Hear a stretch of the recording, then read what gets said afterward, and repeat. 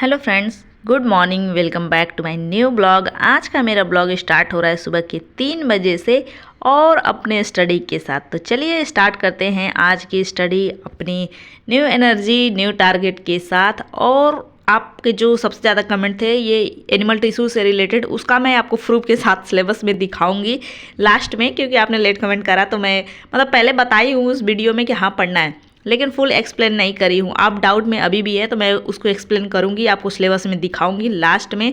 इससे पहले मैं अपना रूटीन शेयर करती हूँ, तो वीडियो देख लीजिएगा पूरा ताकि डाउट क्लियर हो जाए। और अभी मैं चलती हूँ अपना रिवीजन करने। रिवीजन के लिए मैं सुबह का टाइम ही अपना चूज़ करी हूँ कि मैं सुबह सुबह रिवीजन ही करूँगी। और 90 दिन तो पढ़ाकू बन ही जाओ भाई, क्योंकि कुछ लोग ने कमेंट करा था ज़्यादा ही पढ़ाकू बन रहे हो, तो मैं पढ़ाकू हूँ भाई, एकदम बनना ही बनना है। 90 दिन तक सब बन जाओ, एकदम पढ़ाकू भिमानी बन जाओ। और रही बात, मैं स्टडी का इसलिए ज़्यादा अब दिखाऊंगी क्योंकि डिस्ट्रैक्शन एकदम नहीं लाना है। यूट्यूब पे इधर उधर भटकने से अच्छा है एक जगह कंसंट्रेट रहिए, देखते रहिए। देखना है, आइडिया लेना है, लीजिए, लेकिन पढ़िए। इस टाइम ना अदर वीडियो देखो या फिर कुछ और देखो, टाइम कैसे निकल जाएगा पता नहीं चलेगा। इसलिए फुल मोटिवेशन के साथ पढ़ाई करना है, इसलिए कोई भी डिस्ट्रैक्शन नहीं चाहिए। तो बस आप लोग स्टडी देखिए, हर जगह स्टडी वाली ही वीडियो देखिए, ताकि आपके दिमाग में भी आए कि सब पढ़ ही रहे हैं, हमको भी पढ़ना चाहिए। बिल्कुल भी डिस्टर्ब ना हो, डीमोटिवेट ना हो। इसलिए मोटिवेशन फुल बनाने के लिए मैं अपना ब्लॉग अब डेली कंटिन्यू रखूंगी और आप लोग के साथ शेयर करती रहूंगी। क्योंकि एग्जाम बीत जाने के बाद, फेल होने के बाद कैसा फील होता है मैं भी जानती हूँ। सीटेट का मैं फेल हो गई थी, जिससे मुझे बहुत बेकार लगता था। ऐसा नहीं है कि वो छोटा मोटा एग्जाम है, वो भी बहुत टफ आता है आजकल। होता है पेडागोजी बहुत टफ आता है, समझ से बाहर रहता है, लेकिन होता है जब पास कर लो तो अच्छा लगता है। तो वही है, बस पढ़ना है ताकि 90 दिन बाद कुछ अलग दिखे। और 90 दिन के लिए तो एकदम लग जाओ। समय हमारा इंतजार नहीं करता, जो समय निकल जाएगा दोबारा वो नहीं आएगा। अलग ही समय आएगा, लेकिन ये नहीं आएगा। तो वही अपनी पढ़ाई कंटिन्यू करते हुए, कुछ लेक्चर देखते हुए। लेक्चर मैं सुबह सुबह ज़्यादा नहीं देखती हूँ, क्योंकि अगर आप लोग लेक्चर देखेंगे सुबह सुबह नींद आने लगेगी। इसलिए मैं पढ़ना ज़्यादा बेटर समझती हूँ। चलते फिरते घूमते अपना बैठ के, चल के, टहल के, हर तरह से मैं पढ़ती हूँ, तो अपना नींद भी नहीं आती है। और रही बात, अभी कॉफ़ी आजकल मैं सुबह सुबह नहीं पी रही हूँ, बस मैं पानी वानी पी के बैठ जाती हूँ। क्योंकि कॉफ़ी पीने से मेरे को इतना भूख लगती है, इतना भूख लगती है, दिन भर मैं परेशान हो जाती हूँ। खाने को मेरे को बार बार चाहिए, इसलिए मैं कॉफ़ी छोड़ दी हूँ। क्योंकि अब मेरी आदत भी बन गई है सुबह जगने का, तो अब मैं कॉफ़ी छोड़ दी हूँ। उसको पीने से बहुत भूख लगता है। बाकी एक्टिव तो रहते हैं, दिन भर एक्टिव रहेंगे, थकावट और नींद कभी नहीं आएगी पीने से। लेकिन वो एक भूख वाली प्रॉब्लम आ जा रही है मेरे साथ कि इतना मेरे को भूख लग रहा है, इसलिए मैंने छोड़ दिया। अब बस मैं अपनी पढ़ाई, और जो मेरा टाइमिंग है ना सेट हो चुका है, अब मुझे ये नहीं है कि मुझे नींद आएगा, तो मैं अपने टाइम के अकॉर्डिंग अपनी पढ़ाई करती हूँ। और इधर सुबह का टाइम हो चुका था, बच्चों को टिफिन बनाने के लिए बेटी आ चुकी थी, तो अपना आती है थोड़ा बहुत मुँह बनाती है, उठती है, जगती है। होता है बच्चे जब भी जग के आते हैं, माँ के पास आते हैं, उसके बाद अपना आगे काम करते हैं। तो फिलहाल आई, उसके बाद मैं भी अपना आगे किचन में टिफिन वगैरह बनाने के लिए, जो फास्ट एकदम बनाती हूँ, ताकि सुबह का काम जल्दी से क्लियर करूँ और मैं भी फ्री हो जाऊं। और आज इस ब्लॉग में मैं सुबह तक का सुबह तक का ही दिखाती हूँ, लेकिन आज 10 बजे तक का फुल रूटीन दिखाऊंगी। देखिए कैसे कैसे मैं टाइम निकालती हूँ, कितना फास्ट मैं काम करती हूँ, कितना सब काम सेट करके रखी हूँ मैं। एकदम टाइम वाइज अपना मेंटेन करके रखती हूँ कि मुझे इस टाइम पे ये काम कर लेना है। होता है थोड़ा बहुत 10, 5, 15 आगे पीछे हो जाता है, लेकिन कोशिश करती हूँ कि कर लिया जाए। और सुबह सुबह जगो, सारा काम, जैसे मैं बेटी को भेज चुकी हूँ, अब झाड़ू पोछा वगैरह कर रही हूँ, उसके साथ मैं भक्ति गाना लगा देती हूँ, जो बहुत अच्छा लगता है। एकदम फुल साउंड में लगा तो सुबह सुबह दिमाग एकदम ताज़ा हो जाता है। अगर डाउन भी हुआ रहता है तो अपना गाना चलता रहता है। मैं अपना इधर का सारा काम झाड़ू पोछा वगैरह करती रहती हूँ। और बेटे को भी तैयार कर चुकी थी, टाइम हो चुका था, और कपड़े भी धुला रहा था, जो मैं अपना सब सुबह सुबह करती रहती हूँ, ताकि मैं अपने टाइम तक फ्री हो जाऊँ जब भी बच्चे स्कूल चले जाए। तो अभी मेरा नहाना बाकी है, लेकिन कपड़े वगैरह जो कल के थे तो नेक्स्ट डे धोती हूँ। तो अपना जो आज फिर बचेंगे नेक्स्ट डे धुलाएगा, ऐसा होता है। तो अपना धुलाएगा, कपड़ा धुला रहा है, और बेटा भी इसको रेडी कर दी हूँ। अब बस इसको सॉक्स वगैरह, जूता वूता पहना के लेके जाना है। तो इधर मुझे बेडशीट वगैरह चेंज करना था, तो सोचा कि आज आप लोग के साथ रूटीन ही शेयर करते हैं कि सुबह कितना मैं फास्ट काम करती हूँ, कि मैं 10 बजे तक फ्री हो जाती हूँ। फुल काम मुझे भी करना होता है, ऐसा नहीं कि मेरा कोई अलग काम है या फिर मैं अकेले रह रही हूँ तो मेरे पास कम काम है। बहुत ज़्यादा ही होता है, सबके पास सेम ही काम है। वही है, ज़्यादा फैमिली जब रहती है तो थोड़ा खाना का मैटर ज़्यादा रहता है, कि थोड़ा खाना ज़्यादा बनाना पड़ता है। ऐसे भी है कि खाना मेरे को भी बनाना है, लेकिन थोड़ा सा रहता है, ऐसा होता है। तो अपना सब कुछ अपना करते हुए मैं अपना टाइम मैनेज करती हूँ। पढ़ाई करना है, 90 दिन तो लग ही जाओ, एकदम पढ़ाकू बन ही जाओ।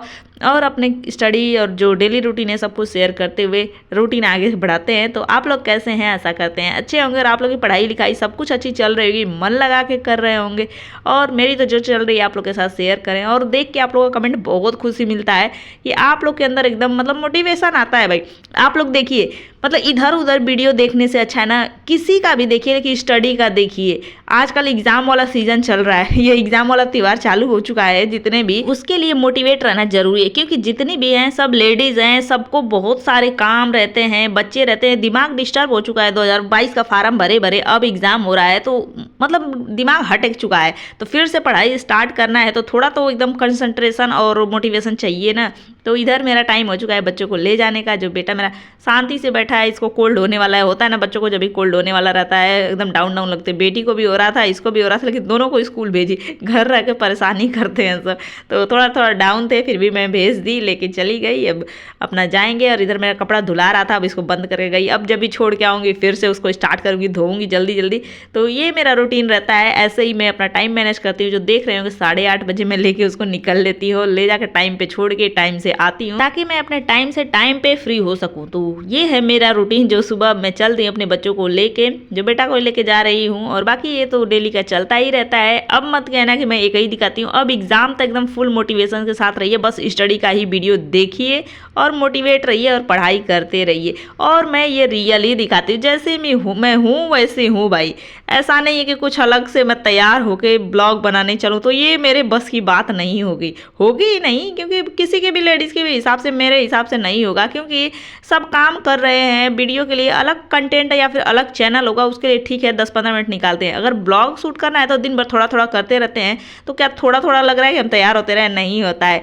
तो मेरे को ये वाला सीन बहुत अच्छा लगता है, जो फ्लावर बहुत यहाँ पे लग रहा था। जब भी मैं आती हूँ ये मैं आप लोग के साथ शेयर करती हूँ। आप लोगों को कैसा लगता है बताइएगा ज़रूर। और ये मेरा फुल एकदम नेचुरल रहता है। जो अभी मैं नहाई वाई नहीं हूँ, अब आते ही फटाक से कपड़े धोना स्टार्ट करूँगी। जो आधा धुल चुका है, आधा बाकी है, और 5 मिनट स्टार्ट करूँगी, धुलाएगा। 9 बज चुके हैं। तो अब मैं अपना नहाऊंगी, फिर उसके बाद कपड़े सूख जाएंगे, इसको डालूंगी। डालने के बाद चाय नाश्ता करूँगी, फिर उसके बाद मैं अपनी पढ़ाई पे लगती हूँ। ऐसे मैं अपना टाइम मैनेज करती हूँ, जो फुल एकदम फास्ट होता है। कभी कभी होता है ना कि थोड़ा सा टाइम बच जाता है तो मैं नहा के बच्चों को छोड़ने जाती हूँ, और कभी ज़्यादातर होता है कि नहीं हो पाता है। सारा काम करके जाओ ना तो नहाने का फुर्सत नहीं होता है, इसलिए मैं आती हूँ तो ही होता है ऐसे। और गर्मियों का दिन आ चुका है तो आने जाने में इतना पसीना हो जाता है ना कि हालत ख़राब हो जाती है। इसलिए बेटर रहता है कि पहले छोड़ के आओ फिर नहाते, नहीं तो फिलहाल पसीने पसीने में भीगे रहो, ऐसा हो जाता है। इधर गर्मी बहुत ज़्यादा ही अब स्टार्ट हो चुकी है गर्मी, बाकी तो अभी गाँव में अभी नहीं हुआ है, तो अभी इधर स्टार्ट हो चुका है। और देख रहे होंगे मैं फाइनली 10 बजे तक फ्री हो चुकी हूँ। अब मैं लग जाऊँगी अपने पढ़ाई में, जो मैं बताती हूँ कि 10 बजे 10:30 बजे से मैं स्टार्ट करती हूँ। तो अभी मैं स्टार्ट करूँगी अपनी पढ़ाई, और आपको सिलेबस दिखाऊंगी, टॉपिक दिखाऊंगी कहाँ दिया हुआ है। और मेरी स्टार्ट हो चुकी है अब सर्कुलेटरी सिस्टम, जो ब्लड सर्कुलेशन, डाइजेशन, ये सब जरूरी है, इससे भी बहुत सारे क्वेश्चन आते हैं। अब ये टॉपिक चल रहा है मेरा, तो चलिए देखिए कहाँ है ये एनिमल टिश्यू। ऐसे तो मेरे को पता है कि कहाँ है, लेकिन आपको एग्जैक्ट दिखाने के लिए मैं ये सारे के सारे बुक निकाल रही हूँ, ताकि आपको एकदम एग्जैक्ट दिखा सकूँ। तो देखिए ये है पूर्वालोकन, ठीक है। पूर्वालोकन में पहले देख लीजिए, जो एनिमल टिश्यू ना इसी में आते हैं, एनिमल फिजियोलॉजी में ही आते हैं। इसी के अकॉर्डिंग हम पढ़ते हैं, स्केलेटन का पढ़ते हैं, डाइजेशन, एक्सक्रीशन, रिस्पायरेशन, सारे के सारे, ब्लड सर्कुलेशन, सारे इसी के अंदर ही पढ़ते हैं। जो देख रहे हैं ये वाला टॉपिक है एनिमल टिश्यू का, एनिमल फिजियोलॉजी में ही आता है, तो पढ़ना ही पड़ेगा क्योंकि इसी में सब टॉपिक दिया रहता है।